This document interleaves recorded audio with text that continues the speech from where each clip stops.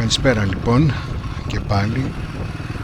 Αυτή τη φορά είναι για κάτι αρκετά θα έλεγα φιλόδοξο, επειδή έχω την ευκαιρία επαγγελματικά να καλύψω μέρος των εξόδων μου. Αυτή τη φορά σκέφτηκα να πάω σε ένα συγκεκριμένο μέρος στη Γαλλία, στη Λιόν, που έχω κάποιες επαγγελματικές, θα μπορούσα να πω, υποχρεώσεις, και να πάω εκεί με τη μηχανή. Βέβαια δεν είναι να πάω απλώς στη Λιόν, η οποία είναι μια πανέμορφη πόλη, είναι πάρα πολύ, θα έλεγα ότι έχει πάρα πολύ πολιτισμό, έχει πάρα πολλά πράγματα να δεις οπωσδήποτε, και δεν φτάνουν βέβαια 4 μέρες που τελικά θα κάτσω μόνον εκεί. Αλλά αυτό που με ενδιέφερε πολύ περισσότερο βέβαια δεν ήταν άλλο ότι περνάω και από την περιοχή της Alpes Côte d'Azur και αυτά, δηλαδή η Côte d'Azur είναι όλη αυτή η οποία είναι κάτω στο νότο, την ξέρουν οι περισσότεροι, είναι η Νίκαια, είναι η Αντίμπ, είναι το Μονακό βέβαια, η Τουλόν, όλα αυτά τα ωραία μέρη τα οποία έχουμε συνηθίσει να βλέπουμε στο σινεμά. Υπάρχει όμως και ένας άλλος λόγος, διότι έκανα τις σπουδές μου κάτω στο νότο της Γαλλίας, και άρα κάποια μέρη, αυτά τα οποία δηλαδή είναι κοντά κάτω στη θάλασσα, τα έχω δει αρκετά από αυτά που θέλω να δω τώρα. Εντάξει λοιπόν, θα προσπαθήσω να το συνδυάσω όλο αυτό με το επαγγελματικό ταξίδι, έτσι ώστε να μπορέσω και εγώ να πάρω κάποιο, όπως θα δείτε αργότερα, έχει σημαντικό κόστος, και βέβαια πρέπει να πω, θα έχετε καταλάβει και από τα προηγούμενά μου βίντεο, ότι δεν έχω λεφτά για χάλασμα. Αυτό είναι απολύτως βέβαιο. Ούτε λεφτά έχω για χάλασμα, ούτε όμως και χρόνο, θα μπορούσα να πω. Αλλά εν πάση περιπτώσει είναι ένα πράγμα το οποίο ήθελα από πάντοτε να το κάνω. Δεν είχα μπορέσει να το κάνω, ή δεν ήθελα να το κάνω, ή φοβόμουν να το κάνω, ή όπως θέλετε πέστε το. Με μηχανή είναι η πρώτη φορά που πηγαίνω στο εξωτερικό. Ας δούμε λοιπόν ότι ποια είναι τα μέρη καταρχάς τα οποία μου κίνησαν το ενδιαφέρον, και βέβαια είναι μέρη τα οποία είναι πάρα πολύ τυπικά για μοτοσυκλετιστές.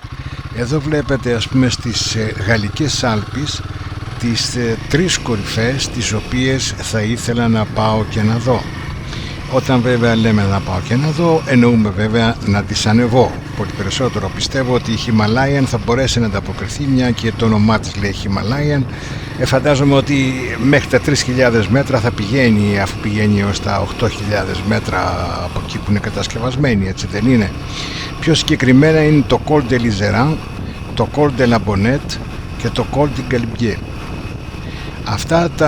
Αυτές οι 3 κορυφές είναι αυτές οι 3 που με ενδιαφέρουν πάρα πολύ να πάω, και βέβαια εκτός από αυτό υπάρχουν και τα πανέμορφα χωριά τα οποία είναι εκεί στις Γαλλικές Άλπεις, και τα οποία βέβαια είναι και χιονοδρομικά κέντρα τα περισσότερα. Υπάρχουν πάρα πολλά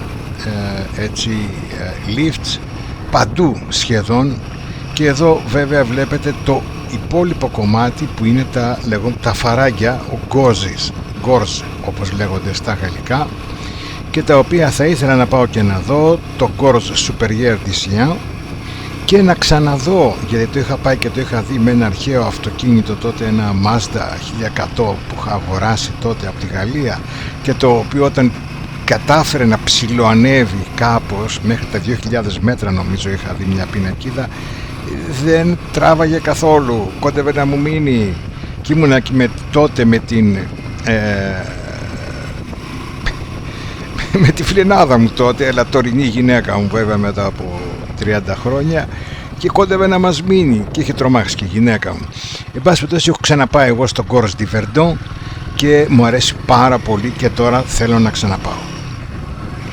Άρα λοιπόν, εφόσον μου άρεσαν τόσο πολύ αυτά τα μέρη του Gorge du Verdon, το οποίο είχα πάει ήδη, και ήθελα να πάω να δω και το άλλο Gorge, το Gorge Supérieur du Chien.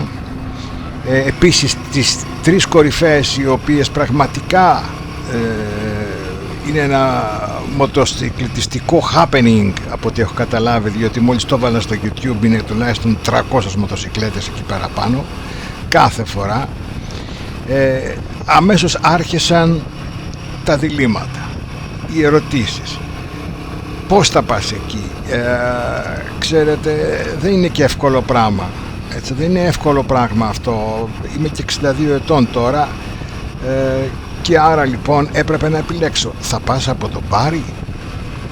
Από το Μπάρι έως απάνω θα ανέβεις απάνω, για παράδειγμα, και θα προχωρήσεις μέχρι να φτάσεις στην Μπριανσόν.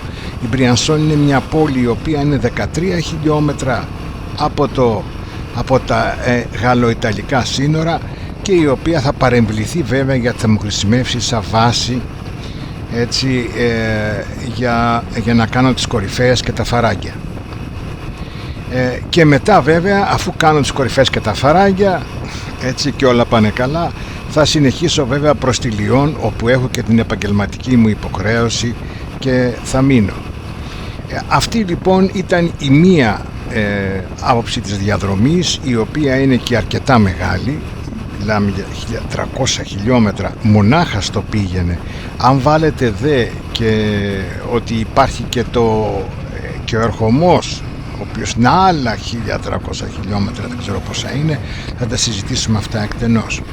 Ή να ακολουθήσω την άλλη διαδρομή, η οποία φαίνεται πολύ πιο θα έλεγα λογική, δηλαδή να πάω από την Αγκώνα. Λογικά μιλώντας, αυτή είναι μια διαδρομή η οποία είναι πολύ μικρότερη, κοντά στα 500 χιλιόμετρα μικρότερη μόνο στον πηγεμό και 500 χιλιόμετρα λιγότερη στον γυρισμό. Μιλάμε για 1000 χιλιόμετρα λιγότερα. Βέβαια το ζήτημα είναι ότι δεν έχω άπειρο χρόνο, όπως έχετε καταλάβει. Όλο το ταξίδι το δικό μου θα πρέπει να είναι ούτε καν 10 μέρες, και εκ των οποίων οι 4 ημέρες θα είναι στη Λιόν αναγκαστικά. Οπότε λοιπόν αμέσως μπήκα σε μια λογική, πώς μπορεί να το σχεδιάσω αυτό το πράγμα και πώς μπορώ να καταλάβω τι με συμφέρει περισσότερο, τόσο από την άποψη των χρημάτων βέβαια, αλλά και από την άποψη της κούρασης, αν θέλετε. Όσο μεγαλώνει η απόσταση, μεγαλώνει και η πιθανότητα κάτι να συμβεί. Όλα αυτά είναι συνάρτηση, έτσι, των χιλιόμετρων που διανύεις. Όσο περισσότερα χιλιόμετρα διανύεις, τόσο αυξάνεται η πιθανότητα κάτι να γίνει, όπως αυξάνεται και το κόστος των χρημάτων, όπως αυξάνονται επίσης και η κούραση, πολλές φορές μάλιστα με λογαριθμική αύξηση αυξάνεται. Οπότε εδώ είχα να αντιμετωπίσω πάρα πολλά, ας πούμε, διλήμματα. Ο μόνος τρόπος που βρήκα βέβαια, και ο οποίος ανταποκρίνεται στο επάγγελμα που κάνω, είναι να τα βάλω κάτω αναλυτικά και να δω πώς ακριβώς μπορεί να λειτουργήσει αυτό το θέμα με βάση 4 προοπτικές. Οι 4 προοπτικές αυτές λοιπόν ήταν η προοπτική, ας πούμε, να πάρω το ferryboat από την Ιγουμενίτσα ή από την Πάτρα, να κατέβω στην Αγκώνα ή να κατέβω στο Μπάρι.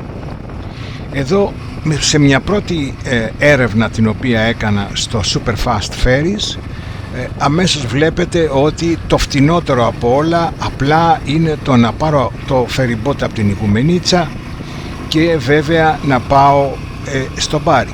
Πρέπει να συνυπολογίσετε ότι όταν βλέπετε αυτές τις τιμές, αυτές οι τιμές έχουν και μείον 20% έκπτωση, διότι είμαι άνω των 60 ετών.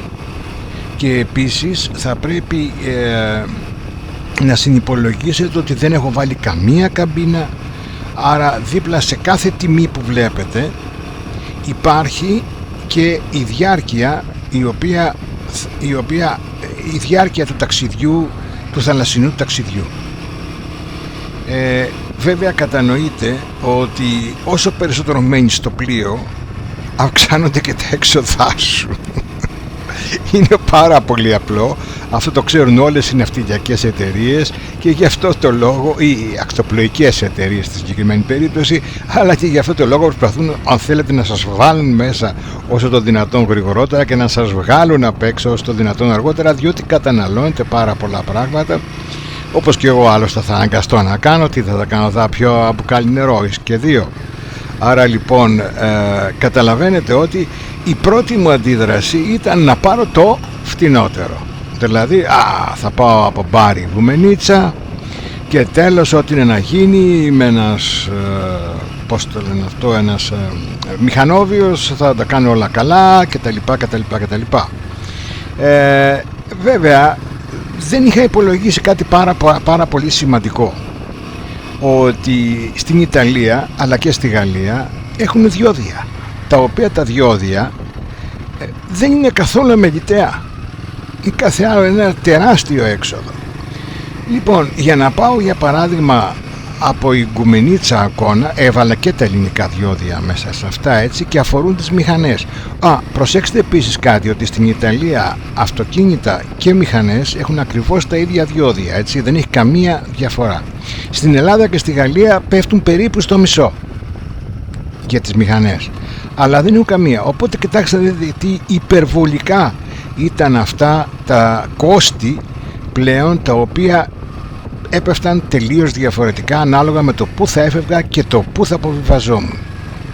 Στη συνέχεια λοιπόν, όπως είπα και προηγουμένως, αυτή η πρώτη μου αντίδραση ήταν αυτή, ας πάρω το φτηνότερο και θα τα βγάλω πέρα. Μετά είδα όμως ότι όσο πιο πολύ μένω στην Ιταλία, τόσο πιο πολύ αυξάνονται τα διόδια. Το μόνο που έλειπε τώρα ήταν να δω και την κατανάλωση. Σε αυτή την περίπτωση λοιπόν, εδώ θα μιλήσουμε για τη Himalayan, στην οποία εγώ έβαλα μια τυπική κατανάλωση, γιατί εντάξει θα πηγαίνω με 100, 120, 130 αν μπορώ, και άρα λοιπόν θα καίει και κάτι παραπάνω. Άρα το έβγαλα με βάση βέβαια τα χιλιόμετρα. Βλέπετε 1299 χιλιόμετρα για παράδειγμα Αγκώνα Γκουμενίτσα, τα υπολόγισα με 4,1 λίτρα ανά 100 χιλιόμετρα, άρα αυτό μου βγάζει γύρω στα 53,26 λίτρα, και υπολόγισα την τιμή του καυσίμου της 95άρας βέβαια, έτσι, στα 2,10 ευρώ. Αυτό έγινε και μετά από μία έρευνα την οποία έκανα και είδα ότι τόσο περίπου είναι οι τιμές τους στην E95.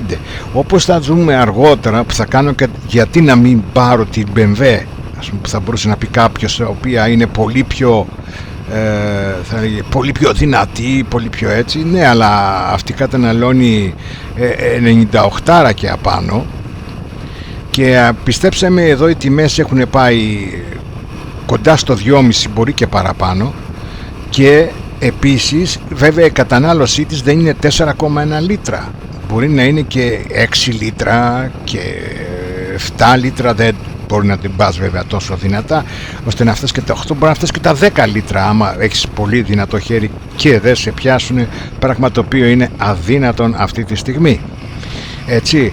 Άρα λοιπόν εδώ φαίνεται ξεκάθαρα ότι ένα μικρό μηχανάκι, το οποίο όμως μπορεί να πάει με κάποια πολύ αξιοπρεπή ταχύτητα στον αυτοκινητόδρομο, είναι πολύ προτιμότερο στις εποχές τις οποίες ζούμε αυτή τη στιγμή, και δεν έχω και απαιτήσεις βέβαια, έτσι, για να λέμε και την αλήθεια.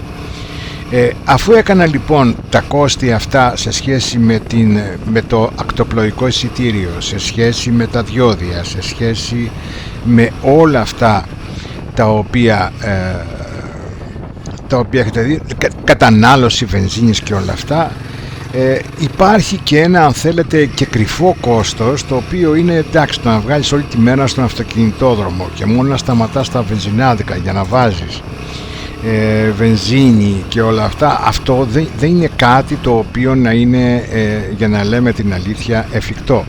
Επίσης, κάτι το οποίο θα πρέπει να θίξω τώρα για να μην έχετε περίεργες ιδέες, είναι ότι αυτά τα κόστη είναι one way, δηλαδή αυτά αφορούν το κόστος μόνο του να πας ή μόνο του να γυρίσεις, δεν είναι αυτό που λέμε both ways, δηλαδή και τα δύο, και να πας και να γυρίσεις. Άρα αυτά τα τελευταία κόστη, όχι τακτοπλοϊκά, έπρεπε να διπλασιαστούν όλα. Όσο θα μου στοιχήσει για να πάω από την Αθήνα μέχρι τη Λιόν, άλλο τόσο θα μου στοιχήσει και από τη Λιόν μέχρι την Αθήνα. Εντάξει, ωραία. Και έχουμε επίσης βέβαια εδώ το διπλασιασμό και βλέπουμε αμέσως για παράδειγμα ότι η Γουμενίτσα Αγκώνα είναι 392 ευρώ. Έτσι, τα κόστη, εννοούμε βέβαια ταυτόχρονα και τόλ και διόδια αλλά και κατανάλωση βενζίνης. Αν πας Αγκώνα Πάτρα έρχεται στα 336 ευρώ, αν πας Μπάρι η Γουμενίτσα έρχεται στα 545 ευρώ. Προσέξτε, σχεδόν διπλασιάζεται η απόσταση, έτσι. Βλέπετε, πάει από 2.598 πάει αμέσως στα 3.512 και από 2.162 πάει στα 3.076 χιλιόμετρα πηγενέλα.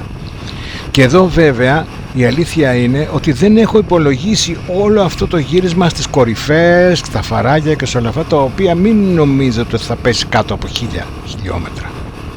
Δεν υπάρχει περίπτωση. Ήδη μόνο ο κάτω κύκλος του Verdun μαζί με το Océan είναι 520 χιλιόμετρα και μάλιστα το Google Maps μου δίνει 11 ώρες για να τα κάνω αυτά τα 523 χιλιόμετρα. Φανταστείτε ότι εύχομαι να μου κάνει καλό καιρό, θα φύγω από το πρωί και θα γυρίσω το βράδυ στην κυριολεξία στην Briançon. Και βέβαια τώρα ακολουθεί σαν να λέμε το τελικό κόστος, έτσι. Πόσο μου βγαίνει τελικά αυτή η διαδρομή αν κάνω το ένα, αν κάνω το άλλο. Προσέξτε κάτι τώρα εδώ πέρα. Η Αγκώνα η Γουμενίτσα, αν την πάρω δηλαδή από η Γουμενίτσα, είναι 664. Αν την πάρω από την Πάτρα, 653. Έτσι, αν την πάρω η Γουμενίτσα αλλά πάω Μπάρι, είναι 720,40 και αν πάρω από την Πάτρα και πάω Μπάρι, είναι 695 ευρώ. Προφανώς θα μπορούσε να πει κάποιος ότι οι διαφορές είναι πραγματικά ελάχιστες. Εντάξει, υπάρχει μια διαφορά μεν η οποία είναι γύρω στο 40-50 ανάμεσα στο Αγκώνα και στο Μπάρι, αλλά δεν είναι κάτι το εξωφρενικό και αυτό φανερώνει βέβαια ότι το έχουν υπολογίσει αυτό οι εταιρείες πολύ καλά. Αλλά υπάρχει και, όπως θα δούμε και αργότερα, υπάρχει και ο παράγοντας κούραση. Εντάξει, το accommodations τώρα, αν πάτε στην Αγκώνα, έτσι, θα χρειαστώ εγώ τουλάχιστον μία διανυκτέρευση στο πήγαινε και μία διανυκτέρευση στο έλα. Okay. Αν πάω στο Μπάρι θα χρειαστώ 2 διανυκτερεύσεις στο πήγαινε και 2 διανυκτερεύσεις στον έλα. Εδώ φαίνεται η διαφορά. Εδώ φαίνεται η διαφορά πραγματικά, γιατί μιλάμε για 120 ευρώ παραπάνω, έτσι, το οποίο δεν είναι καθόλου λίγο. Αυτό που έλεγα προηγουμένως σχετικά με την κούραση είναι σημαντικό. Δηλαδή το να βαίνω και να αρχίζω εγώ που είμαι μεγάλος άνθρωπος, έτσι, πια ας πούμε δεν είμαι νέος σε καμία των περιπτώσεων, και να αρχίσω ξαφνικά να τρέχω μέσω αυτοκινητόδρομους και να κάνω πράγματα περίεργα, εντάξει, δεν θα έλεγα ότι είναι απίθανο, θα ήθελα να πιστεύω ότι είναι πιθανό, αλλά παρόλα αυτά όμως είναι κάτι το οποίο δεν υπάρχει και κανένας λόγος να το υποστώ. Έτσι, και ειδικά ας πούμε τον οδηγώ βράδυ μηχανές δεν είναι και τόσο εύκολο για μένα. Εντάξει, εδώ λοιπόν βλέπουμε τις τελευταίες πια παρατηρήσεις που έχω να κάνω, και οι οποίες είναι ότι εφόσον η απόσταση, αυτό που έλεγα προηγουμένως, είναι πολύ μικρότερη, θα χρειαστώ πολύ λιγότερες διανυκτερεύσεις. Αυτό σημαίνει ότι μόνο μία διανυκτέρευση. Αυτό που όμως πρέπει να το συνδέσετε με το εξής, ότι το πλοίο φτάνει στο λιμάνι της Αγκώνα 5 και 30 το απόγευμα. Επειδή λοιπόν δεν γίνεται εγώ να αρχίσω να οδηγώ μέσα στο βράδυ, αλλά επίσης υπάρχει και το εξής, εγώ δεν έχω πάρει καμπίνα, έτσι, και άρα λοιπόν εφόσον δεν έχω πάρει καμπίνα, έχω πάρει μεν ένα αεροπορικό κάθισμα, αλλά δεν ξέρω σε τι κατάσταση θα είναι, δεν ξέρω σε τι κατάσταση θα είμαι όταν θα κατέβω από αυτό το πλοίο, και δεν ήθελα πραγματικά να αρχίσω να οδηγώ χιλιόμετρα, εκατοντάδες χιλιόμετρα και να είμαι εντελώς ξενυχτισμένος, χάλια, να μην ξέρω εγώ τι και όλα αυτά. Οπότε λοιπόν αποφάσισα να κάνω μία νύχτα στην Αγκώνα, λίγο έξω από την Αγκώνα δηλαδή, εντάξει, εκεί που βρήκα, αν θέλετε, ένα φτηνό και καλό Airbnb για να μείνω. Και βέβαια την άλλη μέρα θα πρέπει να κάνω 600 τόσα χιλιόμετρα, 630 χιλιόμετρα, ξέρω εγώ, μέχρι να φτάσω έτσι στην Μπριανσόν. Το οποίο αναμφισβήτητα θα είναι μια κουραστική μέρα, αλλά τουλάχιστον θα έχω προλάβει να κάπως να ανακύψω από όλη αυτή την ταλαιπωρία που φαντάζομαι ότι θα υπάρχει στο πλοίο. Μετά από αυτό, και αφού έχω κλείσει ήδη ένα σπίτι στην Μπριανσόν, το οποίο βέβαια, όπως θα δούμε αργότερα, δεν είναι καθόλου μες στην Μπριανσόν, είναι 6,8 χιλιόμετρα, 7 χιλιόμετρα απ' έξω από την Μπριανσόν, σε ένα άγνωστο χωριό, γιατί μόνο εκεί βρήκα φτηνό. Είναι πάρα πολύ, η Μπριανσόν είναι χειμερινό θέρετρο και όπως καταλαβαίνετε έχει πάντοτε, αφού οι όλοι οι δρόμοι αυτοί ανοίγουν, φανταστείτε, για όλες αυτές τις κορυφές και όλα αυτά, ανοίγουν από τα μέσα Ιουνίου και μετά. Προηγουμένως δεν ανοίγουν, είναι σε πολύ μεγάλα ύψη και άρα λοιπόν είναι σε μεγάλο ύψος, σε μεγάλο υψόμετρο, και άρα λοιπόν έχουν τα χιόνια και όλα αυτά και δεν ανοίγουν. Πάντως είναι δρόμοι οι οποίοι είναι ασφαλτοστρωμένοι. Μετά από αυτό, αφού κάτσω εκεί πέρα 3 μέρες και προσπαθήσω να τα κάνω όλα αυτά που είπα, μετά θα πάω στη Λιόν, το οποίο απέχει άλλα 230 χιλιόμετρα, και εκεί αφιερώνομαι στα επαγγελματικά μου καθήκοντα, έτσι. Και όταν θα γυρνάω λοιπόν θα πάρω μια στάση επίσημη διανυκτέρευση, θα κάνω 800 τόσα χιλιόμετρα με τη μία, αλλά πολύ απλά θα προσπαθήσω να το κάνω όσο μπορώ, δηλαδή θα κόψω, μάλλον θα βάλω στη μέση περίπου στα 400 χιλιόμετρα, θα βάλω μια στάση μάλλον στην Πιασέντσα, δεν είμαι σίγουρος, μπάσπιτος. Αυτό που πρέπει να ξέρετε και αυτό που είδα εγώ στο Booking.com, γιατί όταν ήμουν φοιτητής στη Γαλλία πριν από 30 χρόνια είχα ελάχιστα δει αυτό το τουριστικό κόσμο, να σας το πω στο έτσι. Ήμουνα σε μια πολύ τουριστική πόλη, ήμουνα στην Aix-en-Provence, η οποία είναι πάνω από τη Μασσαλία, είναι μια από τις ομορφότερες πόλεις της Γαλλίας και φυσικά φοιτητούπολη, αλλά δεν είχα ποτέ μου ασχοληθεί για να κοιτάξω σχετικά με τα καταλύματα τουριστικά και όλα αυτά. Αυτό που είδα ότι πραγματικά πρέπει να ρίξετε μεγάλη προσοχή.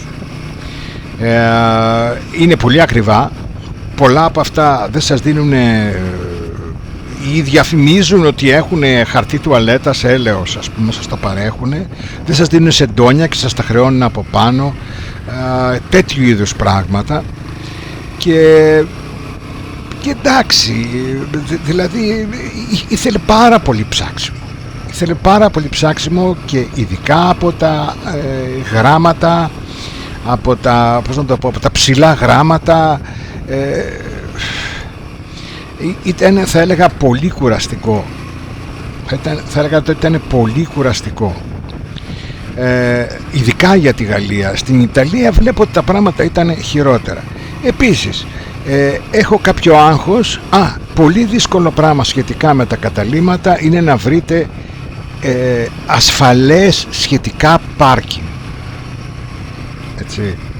Δηλαδή πάρκινγκ το οποίο είναι κλειστό. Ας πούμε, κάποιοι σου λένε ότι υπάρχει πάρκινγκ, αλλά τι εννοούν ότι υπάρχει πάρκινγκ? Είτε το βάζεις στο δρόμο, ότι ο δρόμος δεν είναι καλυμμένος συνήθως, άρα μπορεί να το παρκάρεις και εσύ, είτε υπάρχει κάποιος δημόσιος χώρος πάρκινγκ και αυτοί σου αγοράζουν ένα τικέτο,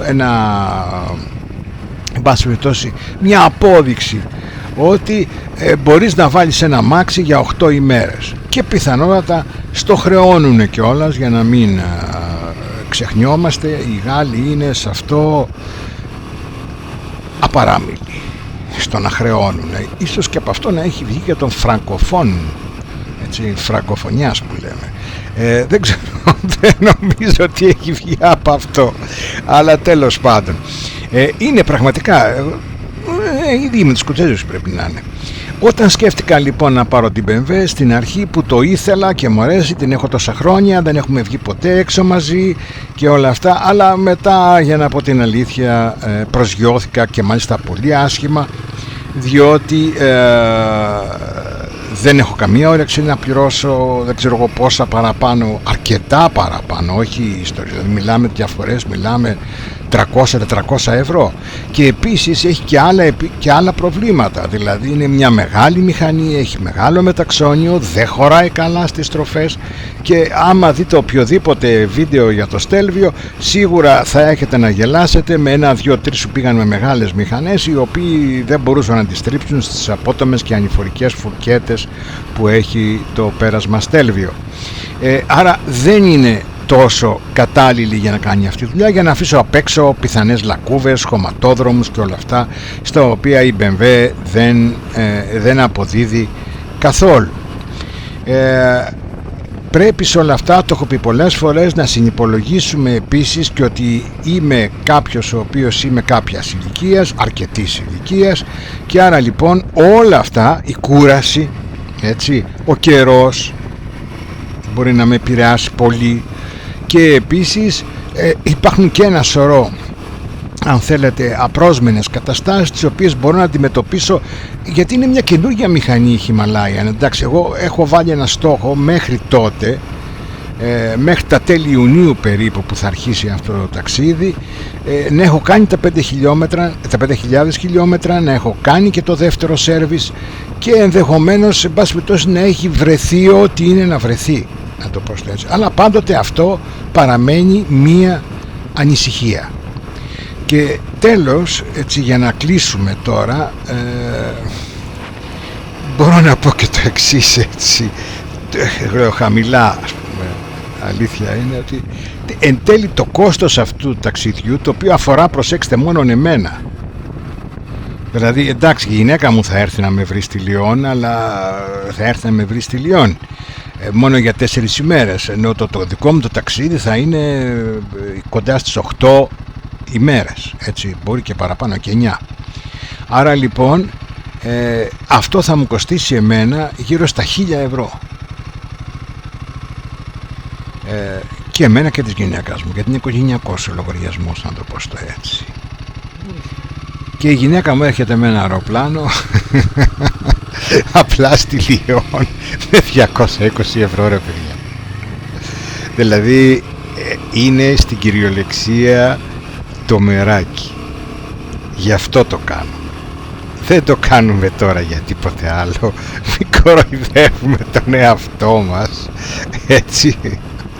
Λοιπόν, καλά σχέδια εύχομαι και σε εσάς. Εύχομαι να πάνε όλα καλά. Θα τα ξαναπούμε πιθανώς και λίγο πιο και πριν ξεκινήσω, ίσως. Θα δούμε. Γεια σας.